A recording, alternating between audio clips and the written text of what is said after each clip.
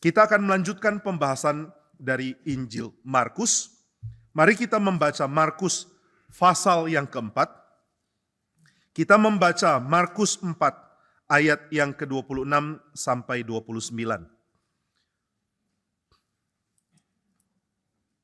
Maaf, Markus 24 ayat 30 sampai 34. Kita sudah membahas 26 sampai 29 dan hari ini kita melanjutkan ke ayat 30 sampai 34.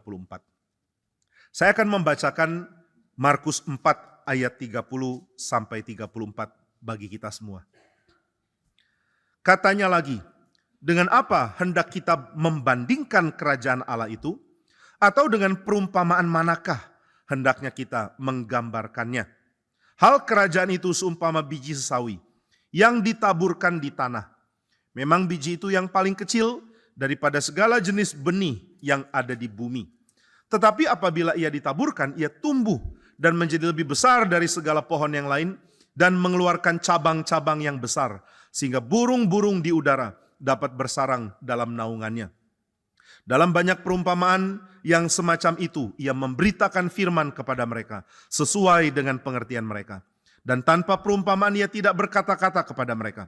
Tetapi kepada murid-muridnya, ia menguraikan segala sesuatu secara tersendiri. Mari kita berdoa. Tuhan, kami memohon pimpinan-Mu. Sebagaimana kami pujikan di dalam nyanyian kami mohon pimpinlah kami berperang. Kadang kami tidak punya kesadaran bahwa kami sedang berperang. Tumbuhkanlah kesadaran itu dalam hati kami, sehingga kami tahu kami sedang berperang. Dan di dalam hidup kami sering tidak tahu siapa musuh kami. Tapi biarlah kami diberikan fokus oleh Allah kami, sehingga kami sadar siapa musuh kami yang sedang merongrong dan menghancurkan ciptaan Tuhan. Dan biarlah kami dikuatkan oleh firman yang menuntun kami, sehingga kami tahu bagaimana harus berperang. Dan biarlah firman Tuhan menjadi penghiburan bagi kami, sehingga kami tahu siapa yang sudah menang, yaitu Kristus yang di pihak kami, dan kami berada di dalam pimpinannya. Pimpin kami berperang, berikan kami firman, tuntun kami, sehingga dengan hikmat yang melampaui dunia ini, kami dapat melanjutkan peperangan yang sudah berlangsung generasi demi generasi, di mana kami akan menantikan Kristus sang pemenang akan memanggil kami menjadi miliknya. Kristus yang adalah pemenang sejati, memanggil kami menjadi orang-orang yang lebih dari pemenang untuk berbagian di dalam Dia. Di dalam nama Tuhan Yesus kami berdoa. Amin. Saudara sekalian, bagian ini bagian yang sangat indah karena memberikan kepada kita bukan hanya perumpamaan, tapi juga melanjutkan pengertian tentang firman yang ditabur. Di dalam bagian sebelumnya ada perumpamaan tentang firman yang ditabur. Waktu firman ditabur, ada yang jatuh di pinggir jalan, lalu iblis datang dan mengambil benihnya. Ini merupakan gambaran bahwa setelah orang ada di dalam keadaan mendengar firman, dia tidak tentu menjadi orang yang menghasilkan buah. Dia sudah dengar firman, tetapi iblis mengambilnya. Dia tetap tidak percaya. Dia menghina firman, dia mengabaikan apa yang didengar. Ada juga yang tumbuh, tapi karena ada di tanah yang tipis, akar tidak banyak. Karena tidak ada akar yang cukup, akhirnya pohon itu hanya tumbuh sebentar, lalu dia pun segera mati. Ini merupakan firman yang sudah ditabur di dalam diri orang, yang setelah mendengar firman, dikacaukan oleh banyak ajaran yang jahat, ajaran yang serong, ajaran yang kacau. Sehingga ajaran ini bentur dengan realitas hidup. Firman yang diterima tidak sesuai dengan realitas, terutama penderitaan dan penganiayaan. Akhirnya orang-orang ini tidak berakar dan mati. Lalu ada benih yang tumbuh bersama-sama dengan semak belukar. Ini adalah orang yang setelah dengar firman terlalu banyak khawatir dan tidak mau percaya kepada Tuhan. Lebih percaya kepada apa yang dikatakan dunia. Akhirnya orang ini pun tidak menghasilkan buah. Tapi tanah yang tumbuh di tempat, benih yang tumbuh di tempat yang subur adalah benih yang akhirnya menjadi pohon, kemudian menghasilkan buah yang limpah. Nah, perumpamaan berikut mengatakan bagaimana buah itu bisa berhasil. Ini merupakan anugerah Tuhan. Siapa mempunyai, kepadanya akan banyak diberi. Yang mempunyai kemampuan mendengar, yang punya iman mendengar setiap firman, kepadanya akan diberikan kelimpahan yang besar sekali. Lalu bagian berikutnya adalah tentang perumpamaan. Bagaimana dari dengar firman orang bisa bertumbuh dan menghasilkan buah. Dikatakan oleh Tuhan Yesus ini merupakan sesuatu yang tidak ada orang bisa tahu. Tuhan yang kerja. Yang kita kerjakan adalah menabur, Ada yang bekerja untuk menyiram, tapi Tuhan yang memberi pertumbuhan. Tuhanlah yang lebih penting. Ini merupakan gambaran yang juga diberikan oleh Paulus. Nah, maka hari ini kita akan mempelajari tentang tema berikut, yaitu bagaimana benih itu menjadi pohon yang besar. Akhirnya pohon yang besar ini menjadi tempat di mana banyak binatang bisa berteduh dan burung-burung di udara bisa bersarang.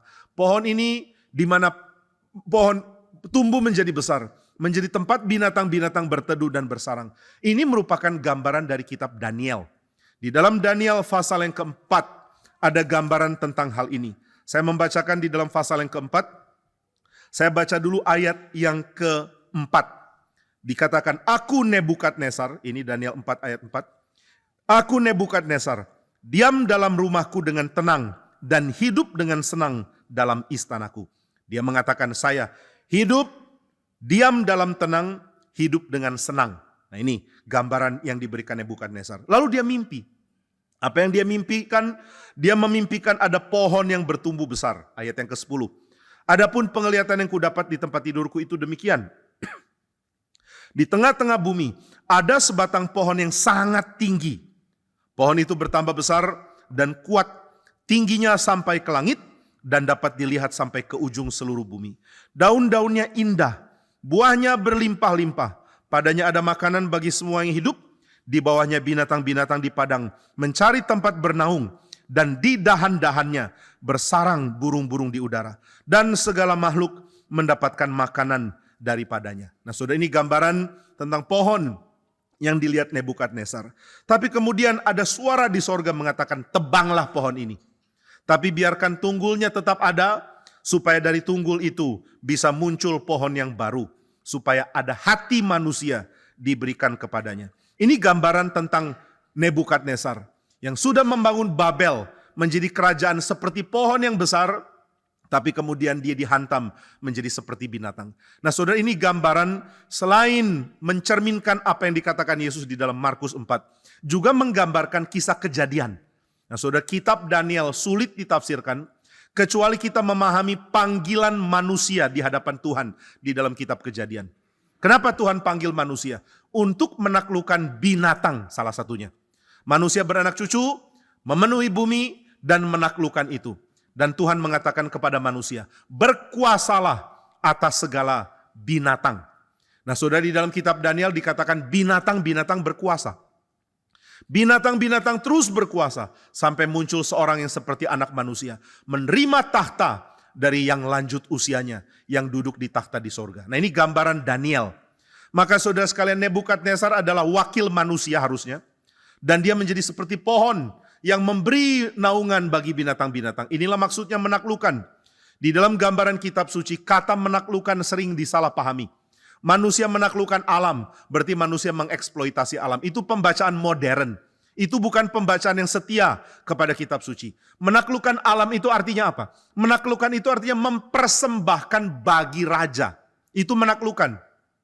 Saudara menaklukkan daerah. Saudara tentara pergi berperang. Lalu saudara pergi menaklukkan sebuah daerah. Saudara menaklukkan daerah itu demi raja saudara. Maka ketika dikatakan taklukkanlah bumi, taklukkanlah binatang, penuhi bumi dan taklukkan itu. Artinya apa? Artinya saya mau mendedikasikan seluruh bumi bagi rajaku. Siapa rajamu? Kalau rajamu adalah Allah, persembahkanlah bumi bagi Allah. Itu namanya penaklukan. Maka kalau dikatakan, oh gara-gara orang Kristen akhirnya bumi dieksploitasi. Lebih baik jadi Buddhis atau Hindu atau menjadi New Age yang menghargai alam ciptaan. Itu semua pemikiran salah. Saudara, bumi ditaklukkan artinya bumi dipersembahkan, dimenangkan dan dipersembahkan bagi Tuhan. Mirip dengan Yoab yang mengepung orang-orang Amon. Lalu setelah itu ketika kota itu hampir jatuh, dia mengatakan kepada Raja Daud, datanglah dan klaimlah kota ini bagi kamu, supaya jangan saya yang punya nama atas kota ini. Nah, ini yang harus dilakukan manusia. Manusia menaklukkan binatang, manusia menaklukkan bumi, dan mengatakan, ya Allahku, milikilah seluruh bumi. Nah, ini namanya penaklukan. Nah, tapi manusia justru ditaklukkan oleh binatang. Ini gambaran dari Daniel. Binatang-binatang berkuasa sampai muncul satu, yaitu sang anak manusia. Yang mampu membalikan keadaan sehingga manusia kembali berkuasa menaklukkan binatang. Nah, di dalam gambaran kitab suci binatang seringkali dijadikan simbol untuk hawa nafsu manusia. Hawa nafsu berkuasa, hawa nafsu kaya, hawa nafsu seksual, hawa nafsu jahat. Ini digambarkan dengan binatang. Maka binatang berkuasa berarti sang penguasa bukan mirip manusia. Dia jadi raja, tapi hatinya mirip binatang. Dia menjadi penguasa, tapi jiwanya mirip dengan si jahat. Nah, maka sang anak manusia datang untuk mengklaim kembali kerajaan itu. Nah, sebelum anak manusia itu datang, Nebukadnezar diberikan kesempatan oleh Tuhan menjadi raja. Menjadi raja yang bagaikan pohon memerintah. Dia mendirikan Babel bagaikan pohon besar, di mana binatang-binatang bisa mendapatkan perlindungan darinya. Manusia menaklukkan binatang. Binatang dapat perlindungan karena penaklukan manusia. Nah, maka saudara sekalian, pohon besar ini muncul dan menjadi besar, terlihat dari seluruh bumi. Tapi Tuhan mengatakan, tebang. Kenapa ditebang? Karena ternyata Nebukadnezar mempunyai jiwa binatang yang belum mati. Yaitu ketika dia berdiri di istananya dan mengatakan, ini Babel besar yang saya bangun. Saya begitu hebat, saya begitu kuat. Nah, ini nafsu binatang. Agustinus di dalam City of God mengatakan, di dalam diri manusia ada libido dominandi. Ada gairah, hawa nafsu mau mendominasi. Nah, ini dimiliki oleh Nebukadnezar. Sayalah raja terbesar, sayalah raja paling hebat. Saya mendirikan seluruh Babel, sayalah yang berjasa. Maka Tuhan mengatakan, oh kamu masih punya jiwa binatang. Ya sudah, saya jadikan jiwa binatangmu menguasai engkau. Akhirnya Nebukadnezar mirip seekor lembu. Dia tanggalkan bajunya, dia pergi ke padang, dia tidur di rumput, dia makan rumput seperti sapi, dan badannya penuh dengan embun pagi hari. Tentara-tentara dan pegawai-pegawainya mengatakan, raja masuk ke istana, tapi dia seperti orang gila. Dia mirip binatang, tidak bisa komunikasi dengan manusia. Di dalam lukisan tentang Nebukadnezar digambarkan ada seorang mirip binatang. Kita tidak tahu ini binatang spesies apa. Tapi dia mirip binatang, bukan seperti manusia lagi. Nah, dia menjadi seperti ini karena Tuhan hukum. Sampai akhirnya dia mengakui, oh iya saya cuma hamba. Allah lah pemilik seluruh kerajaan. Baru hati manusia diberikan kepadanya. Nah, maka ini gambaran pohon yang ditebang. Nah saudara, ketika Yesus memberikan perumpamaan ini di dalam Injil Markus, orang langsung mendeteksi. Ada kemiripan, tapi juga ada perbedaan dengan Nebukadnezar. Apa miripnya? Miripnya adalah Tuhan Yesus mengumpamakan bahwa kerajaan Allah itu mirip pohon yang besar dari benih yang kecil. Nah, di Malang saya sering berbicara dengan Pak Cornelius Kuswanto, seorang ahli perjanjian lama. Dan dia senang sekali dengan apapun yang berbau Israel. Dia pernah mengatakan, kalau saya boleh pilih, kalau Tuhan tanya dulu sebelum saya lahir, kamu mau jadi warga apa? Saya pasti sudah jawab Israel.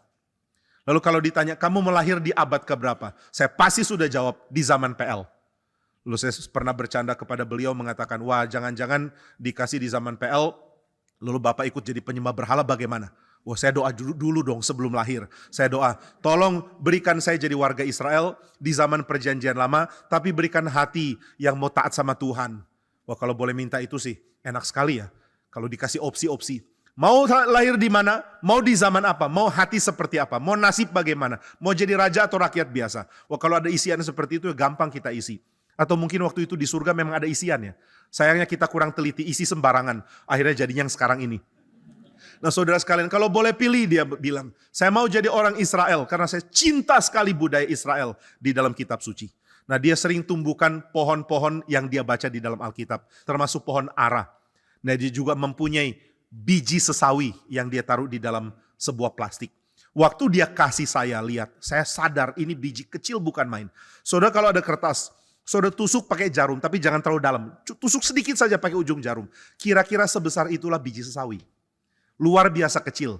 Nah ini bukan sawi yang saudara lihat di pasar ya. Lain. Nah jadi ini benih yang luar biasa kecil. Sangat-sangat kecil. Tapi bisa tumbuh begitu besar. Nah maka waktu lihat gambar ini baru saya sadar. Yang Yesus katakan bahwa kerajaan Allah adalah kerajaan besar. Tapi dimulai dari humble beginning. Permulaan yang sangat sederhana. Ini luar biasa ekstrim. Titik dari jarum itu ternyata besarnya biji sesawi. Nah waktu dia kasih dia bilang ayo simpan jadi kenang-kenangan. Akhirnya saya simpan. Lalu dia juga kasih buah ara. Saya bilang ini disimpan, enggak ini dimakan. Kalau disimpan nanti busuk. Nah saudara sekalian, Yesus Kristus mengatakan kerajaan Allah akan jadi besar, tapi dimulai dari titik yang kecil. Ini kesamaannya. Nebukadnezar membangun kerajaan yang besar, dan Yesus Kristus mengatakan kerajaan Allah akan menjadi budaya yang besar. Nah hal ini perlu kita pikirkan baik-baik. Karena kekristenan di dalam zaman modern ada dua kubu yang saling bertentangan. Kubu pertama adalah kubu yang terlalu mengafirmasi budaya. Di dalam gambaran Richard Niebuhr, ini adalah Kristus dari kebudayaan. The Christ of culture. Budaya dan Injil, budaya dan iman Kristen terlalu akrab bersatu. Sehingga seperti tidak ada perbedaan antara budaya dan kekristenan. Nah saudara, ini adalah cikal bakal dan juga kelanjutan dari tradisi liberal. Orang-orang yang menganut kekristenan tapi terlalu banyak menginteraksikan, menggabungkan antara ajaran Injil dengan apa yang dipahami dunia. Waktu baca kitab suci, terlalu banyak singgungannya dengan budaya. Nah ini kelompok pertama. Akhirnya mereka tidak percaya hal apapun dari kitab suci yang tidak mendapatkan tempat di dalam singgungan di dalam budaya. Sudah saya membaca banyak sekali ahli perjanjian baru mengatakan kita mesti pisahkan antara surat-surat Paulus dengan surat Deutro, Pauline, Deutro, Paulus. Surat-surat seperti Kolose atau Efesus itu ditulis di dalam tradisi Paulus. Saya terus berpikir, hal apa yang menjadi bukti dari pernyataan ini? Saya baca seorang ahli perjanjian baru bernama Schneller.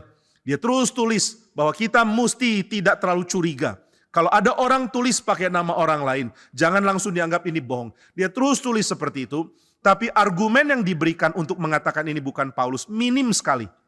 Dia sudah mengasumsikan, sudahlah ini udah bukan Paulus. Nggak usah lihat ini Paulus. Tapi jangan pikir kalau bukan Paulus berarti surat ini penipuan. Bukan.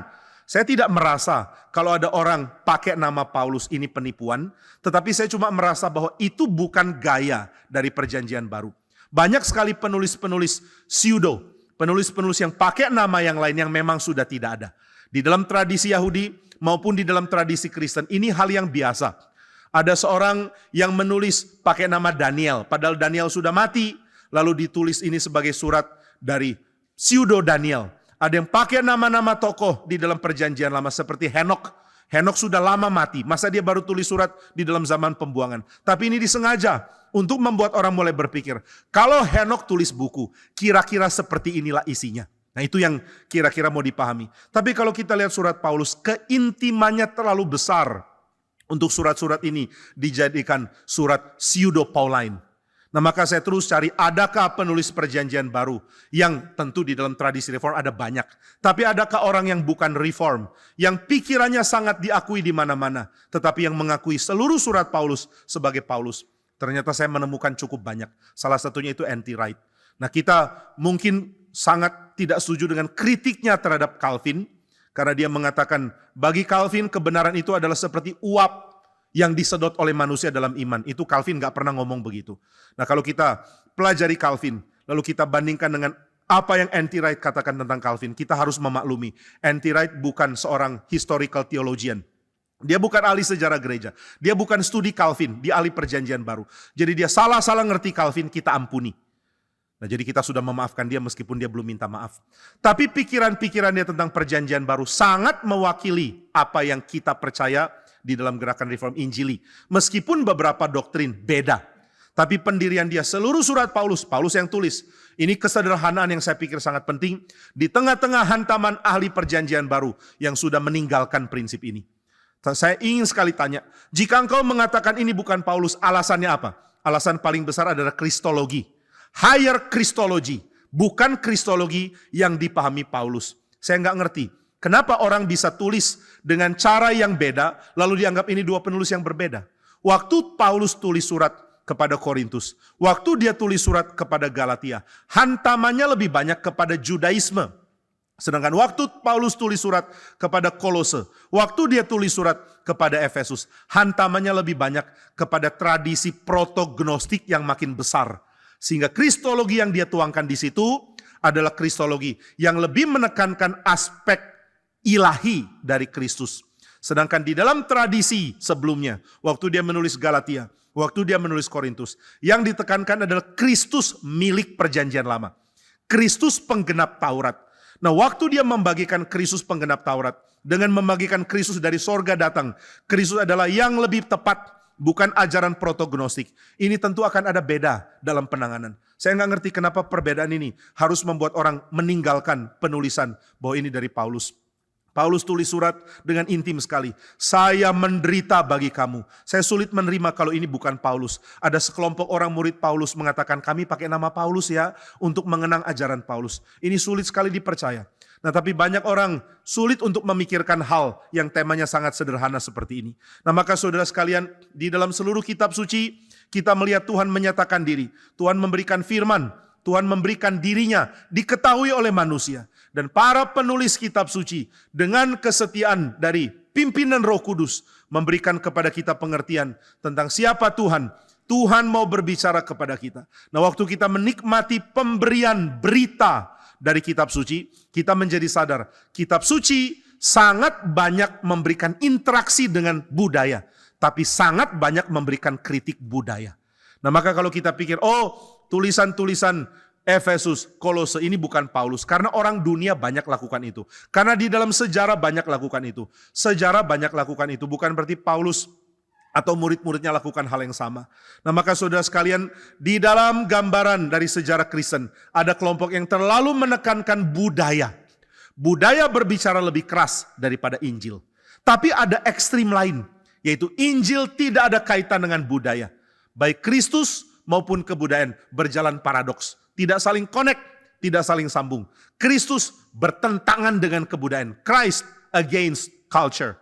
Nah, maka budaya ini pun budaya yang tidak baik. Apakah yang dikatakan oleh kitab suci?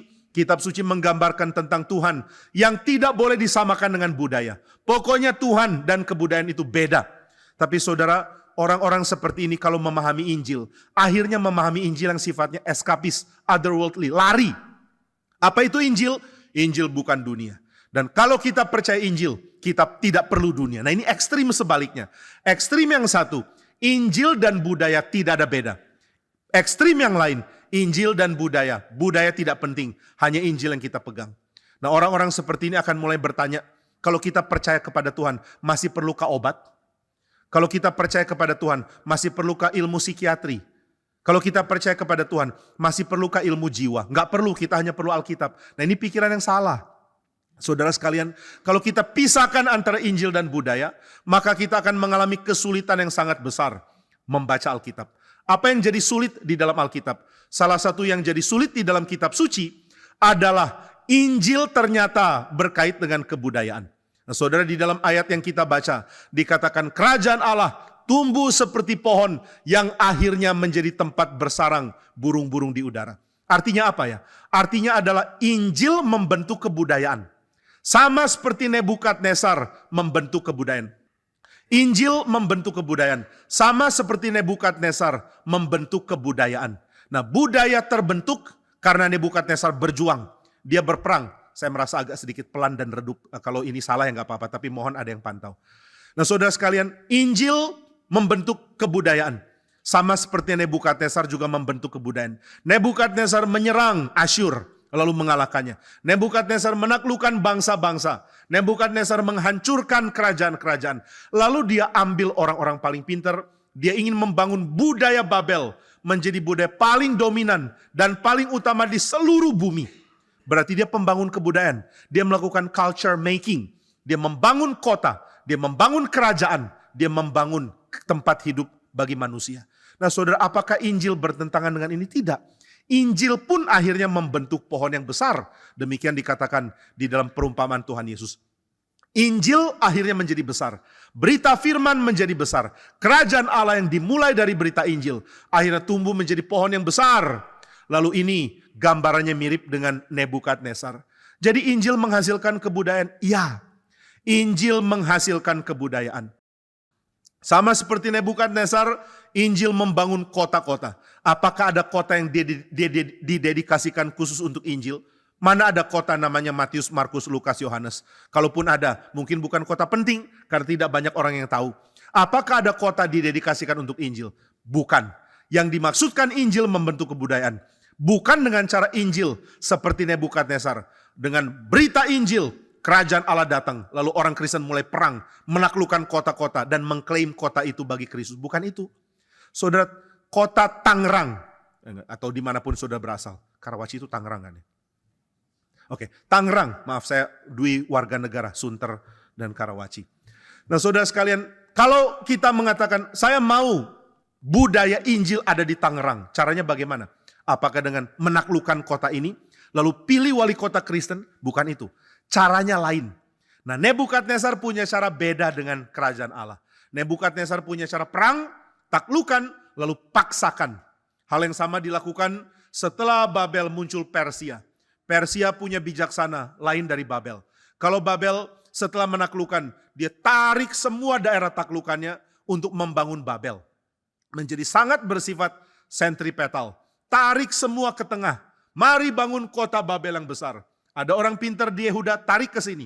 Ada orang pintar di Yerusalem, tarik ke sini. Ada orang pintar di daerah Mesir, tarik ke sini. Bangun Babel menjadi jaya dan besar. Nah setelah itu Persia menaklukkan Babilonia. Media Persia menaklukkan Babel. Setelah itu Raja Koresh mengatakan, bangun tiap daerah menjadi kekuasaannya Persia.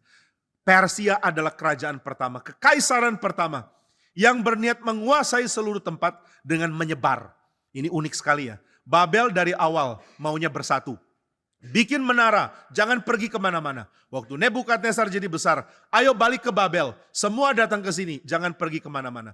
Dia mempunyai sifat mirip dengan Israel. Israel mengatakan jika engkau mau menyembah Allah, datanglah ke bait suci. Datanglah ke Silo, atau setelah itu di zaman Daud. Datanglah ke Yerusalem.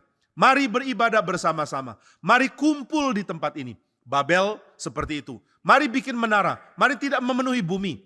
Tapi saudara sekalian, Tuhan sudah mengatakan kepada manusia, pergilah, taklukkanlah bumi. Beranak cucu bertambah banyak, penuhilah bumi dan taklukkanlah itu. Jadi manusia tidak seharusnya bersifat sentripetal. Tidak seharusnya diundang hanya ke satu tempat, lalu berdiam di tempat itu. Kalau begitu kenapa ya? Tuhan mendirikan bait suci di Yerusalem, lalu minta semua ditarik datang ke Yerusalem. Karena ini adalah penantian, bukan rencana final. Tuhan mengizinkan Israel menjadi kubu, lalu seluruh orang percaya datang beribadah ke Yerusalem. Supaya nanti datang waktunya sang raja datang, yaitu Mesias. Maka Israel akan menyebar. Setelah itu umat Tuhan akan ada di mana-mana. Nah Babel tarik semua orang datang. Persia punya bijaksana lain. Waktu Persia sudah mengalahkan Babel, langsung Koresh mengumumkan, semua orang bangun daerah masing-masing. Lalu Israel pun disuruh pulang. Kamu silakan balik ke Yerusalem, lalu dirikan kembali kotamu dan dirikan kembali bait suci. Dan semua orang-orang bangun daerah-daerah yang ditaklukkan Persia, tapi orang-orang itu ditaklukkan oleh Persia dengan cara Persia kirim seorang satrap, seorang gubernur yang memimpin di daerah itu. Pajak akan diberikan kepada Persia, bijaksana Persia akan diterapkan di daerah itu lewat para satrap ini. Nah lalu setelah Persia jadi besar, akhirnya kerajaan Persia ditaklukkan oleh Makedonia di bawah pimpinan Alexander Agung. Setelah itu Alexander Agung melanjutkan yang dikerjakan Persia, membuat setiap tempat mengadopsi gaya Makedonia dan budaya Yunani. Setelah itu Romawi muncul dan Romawi menerapkan hal yang sama. Di setiap daerah ada gubernur Romawi, pakai bijaksana Romawi, pakai hukum Romawi. Tapi ini semua tidak pernah bertahan. Kenapa tidak bertahan? Persia tidak bertahan, Makedonia tidak bertahan, Romawi tidak bertahan. Karena mereka bukan murni mengadopsi cara kerajaan Allah. Mereka cuma mengadopsi sebagian, itu setiap daerah kita kuasai. Kita tidak kumpulkan orang ke sini, kita sebarkan mereka. Tapi kita sebarkan pemimpin-pemimpin kita menguasai mereka. Saudara, kerajaan Allah bekerja bukan dengan cara seperti itu. Kerajaan Allah tidak pakai perang. Kerajaan Allah itu bagaikan biji sesawi. Apa sih bedanya biji sesawi? Lalu bentuk kerajaan seperti kerajaan Allah. Apa bedanya dengan Nebukadnezar?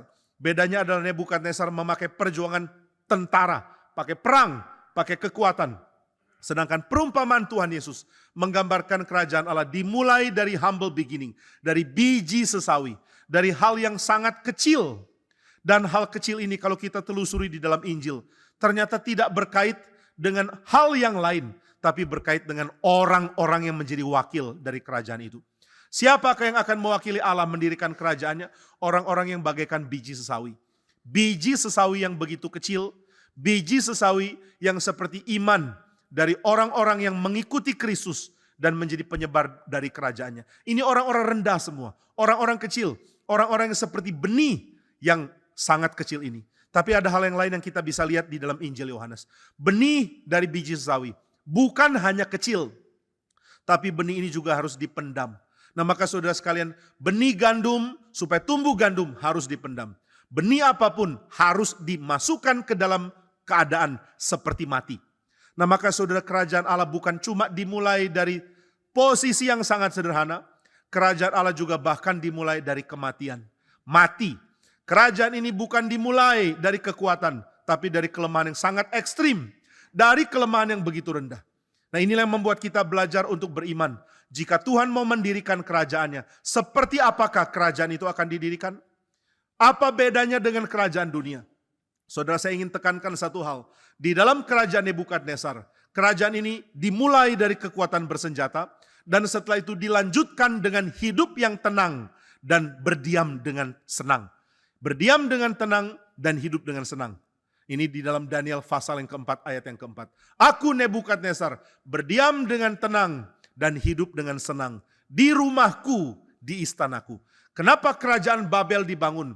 Supaya manusia bisa hidup dengan senang, bisa berdiam dengan tenang. Inilah kerajaan dunia. Seluruh kerajaan dunia didesain untuk membuat orang mau hidup dengan senang dan mau berdiam dengan tenang. Saudara, hidup saudara juga seperti ini kan? Waktu kita mendapatkan tawaran dari dunia, yang ditawarkan itu adalah hidup dengan senang, berdiam dengan tenang. Adakah perumahan menawarkan hal yang lain selain ini? Jika engkau beli rumah, beli unit di perumahan kami, kamu akan hidup dengan senang, berdiam dengan tenang. Mau belanja, di kompleks ini ada perbelanjaan super mewah. Mau beli buah, ada tempat buah bagus sekali. Seluruh buah, bahkan buah pengetahuan baik dan jahat, dijual dengan bebas di sini. Lalu saudara mengatakan, saya juga perlu belanja kebutuhan hidup sehari-hari. Wah, tokonya begitu penuh dengan kelimpahan. Saya juga perlu olahraga. Oh, ada fitness center, ada kolam renang, size Olimpik. Ya, olimpiade ya, bukan tempat tidur, furnitur. Nah saudara sekalian, perumahan kami begitu bagus. Banyak orang-orang kaya tinggal di sini. Tawarannya adalah ketenangan. Gak ada loh perumahan menjual. Di sini bising, truk suka lewat, tiap hari ada perbaikan jalan. Gak pernah kan? Saudara, kalau gambaran jalan tol itu diberikan, gambarannya itu adalah kelancaran. Jarang ada gambaran jalan tol yang ada perbaikan dan truk lagi ngantri. Tapi kenyataannya kan gak gitu ya. Saudara, waktu saya pulang dari Lampung, bedanya tol di Lampung, di Sumatera dengan di sini adalah, di sana jarang ada mobil. Di sini mobil melulu. Apa kesamaannya? Kesamaannya adalah sama-sama ada perbaikan melulu.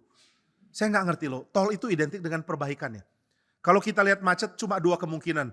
Ada tabrakan, semoga bukan. Atau yang kedua, ya ada perbaikan jalan. Selalu begitu ya. Dari sini ke Jakarta berapa? Oh menurut Google sih 1 jam sudah cukup. Loh kenapa kita tempuhnya 2,5 jam? Ada perbaikan yang Google pun nggak dilaporkan gitu.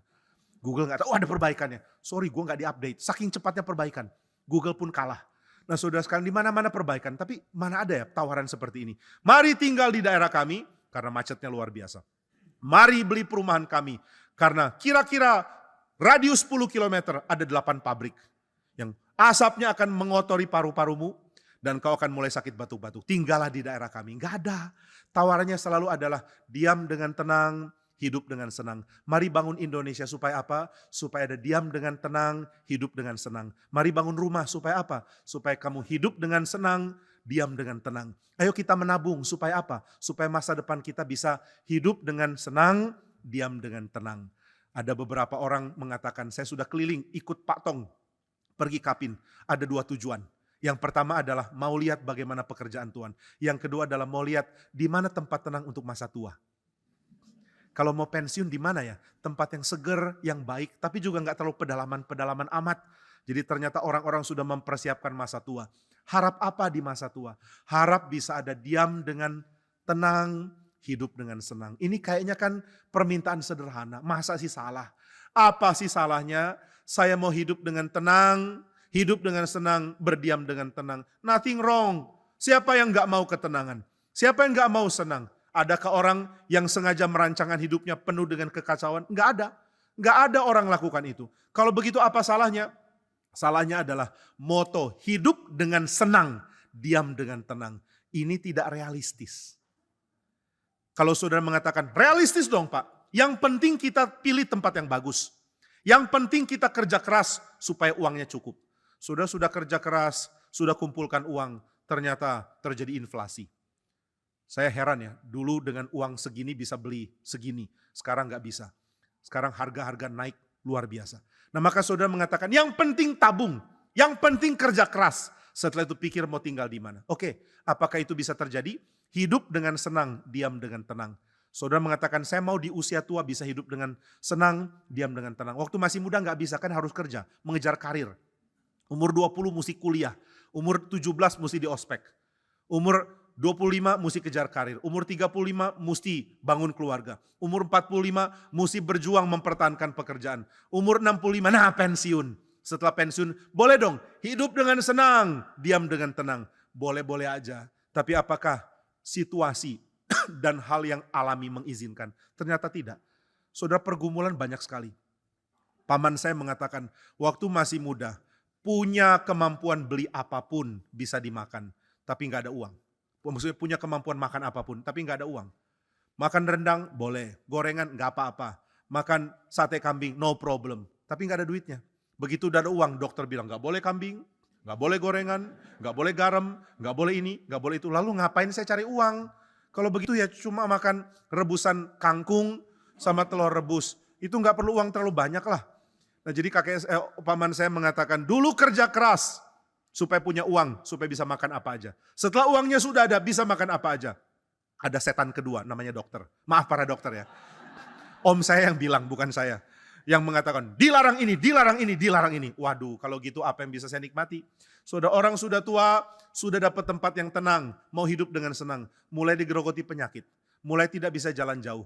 Tempatnya bagus, ada tempat olahraga, tapi lututnya gak kuat untuk olahraga. Waktu masih muda bisa olahraga apapun, gak kuat bayar. Sekarang sudah kuat bayar, nggak bisa olahraga dimanapun. Jadi di mana hidup yang senang, di mana diam yang tenang itu, realistiskah ini? Kalau saudara tanya, salah nggak? Ya nggak salah. Tapi saya tanya balik, realistis atau tidak? Apakah ini fakta nyata atau bukan? Jawabannya bukan. Engkau tidak bisa hidup dengan senang dan berdiam dengan tenang. Sampai kapanpun, kecuali Raja sejati yaitu Kristus datang memperbarui semua. Kalau begitu kenapa ya kita punya cita-cita hidup dengan senang, berdiam dengan tenang. Karena kita masih ikut pola kerajaan Nebukadnezar. Nebukadnezar lakukan ini kok. Bangun Babel supaya orang bisa hidup dengan senang, berdiam dengan tenang. Tetapi kemudian Nebukadnezar sendiri dikacaukan. Dikacaukan oleh apa? Dikacaukan oleh kesombongannya sendiri. Hal yang bikin Nebukadnezar tidak bisa hidup dengan senang adalah kesombongannya. Orang sombong gak bisa senang. Karena orang sombong sulit bersyukur. Orang kalau sudah sombong mana bisa bersyukur ya. Tuhan terima kasih untuk pemberianmu yang saya usahakan sendiri sih. Tapi anyway thank you. Terima kasih saya bisa beli rumah ini. Tapi ya memang saya punya kemampuan kok. Orang kayak saya itu langka. 1 di antara 1 miliar. Jadi memang wajar dibayar semahal ini. Jadi ya thank you Tuhan. Tapi aku gak ngerti peranmu di mana ya Tuhan. Nah, ini kan manusia sombong. Orang sombong sulit senang. Orang sombong sulit tenang. Karena orang sombong selalu akan diganggu dengan keadaan dia sulit untuk mengkonfirmasi kesombongannya. Benarkah saya orang paling pintar? Kenapa bisa muncul orang pintar lain? Saul itu orang sombong, dia nggak bisa tenang. Waktu dia lihat Daud, dia mulai terganggu. Kenapa ada orang lebih populer dari saya? Kenapa pujian kepada dia lebih banyak dari pujian kepada saya? Saudara, beberapa penafsir mengatakan ribu-ribu dan laksa-laksa. Ini sebenarnya adalah demi kepentingan puitis. Ribu dan laksa dianggap mirip, meskipun laksa harusnya lebih banyak ya. Tapi di dalam puisi Ibrani, sebenarnya ini demi kata-katanya menjadi puitis. Mirip dengan orang berpantun di salah satu penerbangan itu kan. Selalu harus ada ingnya di belakang gitu kan. Supaya puitis, supaya pantunnya nyambung. Kalau nggak ada ingnya di belakang jadi nggak nyambung. Nah demikian juga ketika perempuan-perempuan itu menyanyi. Kenapa dibilang Saul membunuh beribu-ribu, Daud berlaksa-laksa? Demi kepentingan puisi. Bukan karena mereka pikir Daud lebih hebat. Tapi Saul terlalu sensitif telinganya. Begitu dengar itu, dia mulai pikir, jadi saya kalah hebat? Kalau gini Daud mesti mati. Nah inilah orang sombong, gak pernah bisa tenang. Mau cari senang gak bisa, karena gak bisa bersyukur. Mau cari tenang gak bisa. Nebukadnezar mulai sombong. Dia lihat kerajaannya dan mengatakan, hebat ya saya. Dan Tuhan mengatakan, kamu mirip binatang. Akhirnya pohonnya ditebang. Nah saudara, kita mau cari senang, kita mau cari tenang, tapi itu tidak real. Kalau gitu apa yang harus kita cari ya? Di dalam kitab suci, iman yang sejati akan mengalahkan ketenangan palsu. Ketenangan palsu mengatakan hidup dengan senang, diam dengan tenang, dengan cara sukses. Jalankan hidup dengan cara yang ada di dalam top piramid. Kelompoknya cuma kecil, tapi hartanya paling banyak. Itulah yang paling menyenangkan. Tapi saudara, Alkitab mengatakan tidak. Iman adalah iman di dalam perjuangan sampai akhir. Alkitab mengatakan setia sampai mati. Setia ngapain? Setia berperang. Perang tidak pernah habis. Tuntunlah kami berperang ya Tuhan. Sampai kapan? Sampai ku berjumpa denganmu. Tidak ada ketenangan, tidak ada kesenangan. Yang ada adalah perjuangan terus menerus. Wah, masa sih gak ada ketenangan dan kesenangan? Gak ada. Tapi ketenangan dan kesenangan justru diberikan di tengah-tengah kegalauan. Justru diberikan di tengah-tengah perang. Saudara sekalian, ketika orang berperang, dia akan menikmati ketenangan di dalam cara yang lain dengan orang yang sedang ada dalam damai. Saya dulu pernah ikuti seri waktu saya masih kecil ya, Tour of Duty. Ini film seri yang saya ingat karena pakai lagunya Rolling Stones sebagai tema. Paint It Black kalau sudah tahu lagunya. Kalau nggak tahu pun nggak apa-apa, ini lagu bukan lagu KRI. Nah saudara, di film itu ada dalam satu seri ya, salah satu serinya. Mereka sedang mengintai jalur dari tentara Viet Cong. Kemudian satu orang itu sedang makan bar snack dari yang baru dibawa dari Amerika. Dia gigit lalu dia mengatakan, waduh enak sekali. Lalu temannya mengatakan, cicip. Dia bilang, waduh ini tinggal separuh, saya juga pengen. Cicip dong, saya juga mau. Aduh saya suka sekali ini, udah saya tunggu 3 bulan baru datang. Tapi saya juga mau, masa saya nggak boleh dapat? Kamu pesan apa sama yang datang dari Amerika? Saya pesan deterjen untuk cuci baju. Kenapa pesan deterjen? Kenapa nggak pesan ini? Ya karena kalau nggak pakai deterjen baju saya bau. Bau itu nggak apa-apa, temanmu yang menderita kok. Tapi kalau ini kita yang menikmati. Akhirnya temannya bilang, aduh mungkin sebentar lagi kita ditembak loh. Saya ingin rasa terakhir yang saya cicipi adalah snack bar itu. Akhirnya temannya tergugah. Ya sudah nih silakan. Yakin? Boleh dikasih? Boleh. Oke, thank you. Lalu temannya makan dan mengatakan thank you. Sekarang saya siap mati. Katanya begitu. Lalu temannya mengatakan, tahu nggak? Hari ini saya senang sekali. Senang ngapain? Karena makan snack bar ini? No. Senang karena bisa bagi the last bar kepada kamu. Ini hiburan saya. Nah ini hiburannya. Apakah nggak ada kesenangan di dalam perang? Ada. Tapi kesenangannya model begini. Kesenangan berbagi, kesenangan menyadari. Saya sudah memberi diri untuk menjadi berkat bagi orang lain. Itu kan perang. Kenapa kamu perang? Di dalam film 1917. Ada dialog yang bagus. Kenapa ya kita di sini? Ngapain sih kita perang? Kenapa kita hadapi kengerian ini? Menghadapi tentara Jerman. Ngeri sekali. Lalu temannya mengatakan, kita hadapi mereka. Supaya keluarga kita di rumah nggak harus hadapi mereka. Kalau kita tidak hadapi mereka di sini, keluarga kita yang hadapi mereka di rumah. Mau begitu? Nggak mau. Kalau gitu supaya keluarga kita tidak hadapi mereka di rumah, kita hadapi mereka di sini. Nah ini kesenangan. Aku berbagian, I take part. Inilah kesenangan sejati. Damai ada bukan karena kita mengabaikan perang. Damai justru Tuhan akan berikan di dalam peperangan. Tapi Nebukadnezar tidak mengerti ini dan dunia tidak mengerti ini. Maka kerajaan Allah dibangun dengan mode perang, tetapi di dalam damai dari cinta kasih yang diaplikasikan di dalam peperangan. Mode perang tapi ada sukacita di dalam memberi yang diaplikasikan di dalam peperangan ini. Inilah kerajaan Allah. Dimulai dari benih yang kecil yang harus dimatikan, lalu muncul kerajaan yang besar. Kalau begitu bagaimana cara kerajaan Allah dibesarkan? Caranya adalah dengan kasih dan pengorbanan. Kasih dan pengorbanan membuat pohon ini jadi besar.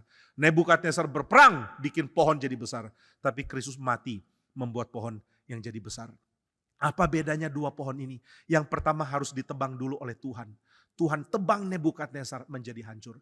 Bagaimana dengan yang kedua? Yang kedua sudah dihancurkan di awal. Nah saudara, mari kita menjadi orang-orang yang membangun kerajaan sebagai orang-orang yang sudah dihancurkan di awal. Mari kita jadi orang-orang yang sudah pernah ditebang oleh Tuhan. Menjadi orang-orang yang sadar, saya hanya benih kecil yang pernah dipendam di dalam dosa. Saya hanya benih kecil yang terlalu cemar hidupnya. Saya adalah orang hina yang sudah jauh dari Tuhan. Tapi Tuhan mau panggil saya. Karena kerajaan Allah memang dibangun dari benih sedemikian. Orang-orang tidak layak, orang-orang hina, orang-orang rendah yang mendapatkan belas kasihan Tuhan. Maka di dalam belas kasihan Tuhan kita mau berjuang dan kerajaan Allah dibangun di dalam pengertian seperti ini. Saya sangat menikmati mendengar karya-karya dari Beethoven. Seorang bernama Jeremy Begbie mengatakan Beethoven itu bisa punya banyak kelemahan, Misalnya dia sering kali pakai melodi yang terlalu pendek untuk menjadi melodi, tetapi dia punya kelebihan yang hampir nggak ada di dalam karya-karyanya. Yaitu dia selalu tahu bagaimana mengakhiri dengan megah. Dia tahu bagaimana membuat ending yang bagus. Dan saya ingatkan kepada kur kita waktu akan tampil di educational concert. Kalau ada salah-salah di tengah nggak apa-apa lah, yang penting endingnya harus bagus. Biar orang lupa salahmu. Akhirnya mereka jadi sedikit percaya diri. Di tengah-tengah salah-salah sedikit, tapi di ending dengan megah. Orang bilang, bagus sekali. Tahu nggak tadi di tengah salah? Bodoh amat, yang penting akhirnya bagus. Gitu ya. Nah, Beethoven tahu mengakhiri dengan baik. Nah, di dalam karya dia yang banyak orang, ini karya kontroversial ya. Ada yang mengatakan karya terbaik, ada yang kurang suka. Yaitu simfoni yang ke-9. Bagian yang terakhir, Beethoven membagikan kemenangan orang perang dengan doa misa. Doa orang, ya kalau Katolik ada misa ya, tapi kalau kita Protestan kita anggaplah ini doa dalam kebaktian. Waktu orang berdoa memohon Tuhan, berikan aku kemampuan menikmati kesenanganmu. Itu kan karya simfoni ke-9. Menekankan bahwa ada berkat namanya seni. Mari nikmati seni. Mari kagumi seni. Dari mana seni itu berasal? Seni ini terlalu indah, gak mungkin dari bumi. Pasti dari Dia yang bertakhta di atas langit. Lalu kapan Dia berikan kepada kita? Waktu kita memohon. Kita minta Tuhan berikan kami kesenangan hidup, berikan kami keindahan, berikan kami seni. Saudara, saya pikir banyak orang di dalam zaman ini sudah melupakan pentingnya seni. Perlu kembali ambil jiwanya Beethoven. Beethoven sangat mengerti bahwa seni bisa menjadi juru selamat bagi manusia. Juru selamat tanda kutip. Tapi juru selamat sejati juga akan membawa seni yang sejati. Maka di dalam bagian akhir dari simfoni yang ke-9, seperti ada doa yang menutup dan seperti energi sudah habis. Seluruh kur dan seluruh pemusik sudah melewati bagian pertama yang sangat dinamis.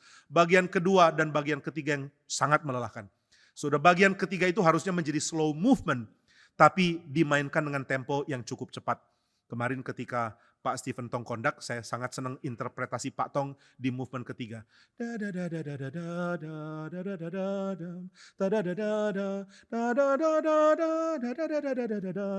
Lebih cepat dan memang Beethoven memaksudkan temponya seperti itu.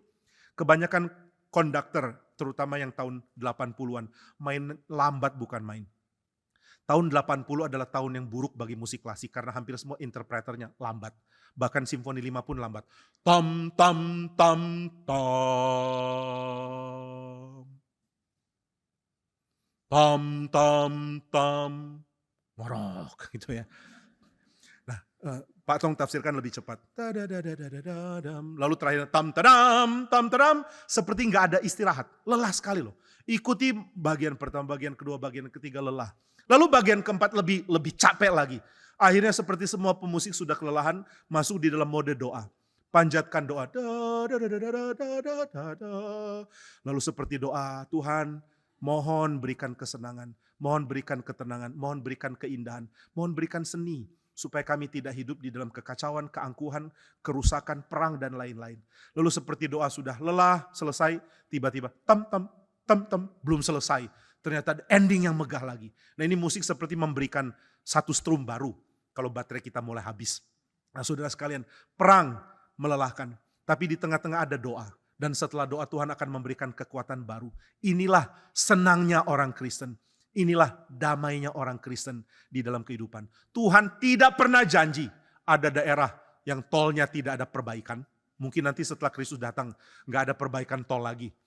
Tuhan tidak pernah janji ada daerah yang begitu tenang sehingga kita tidak harus berjuang lagi. Sepanjang Kristus belum datang kedua kali, kita akan ada terus dalam mode perang. Berjuang lawan si jahat, berjuang lawan kematian, berjuang lawan kekacauan, berjuang untuk memuliakan Tuhan. Sampai Tuhan datang, baru semua akan berakhir.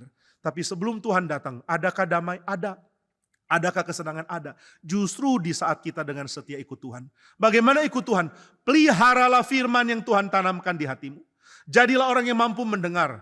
Barang siapa mempunyai telinga untuk mendengar, kepada dia akan diberi. Diberi apa? Diberi senang dan tenang di dalam perang. Bukan senang dan tenang di dalam istana Nebukadnezar.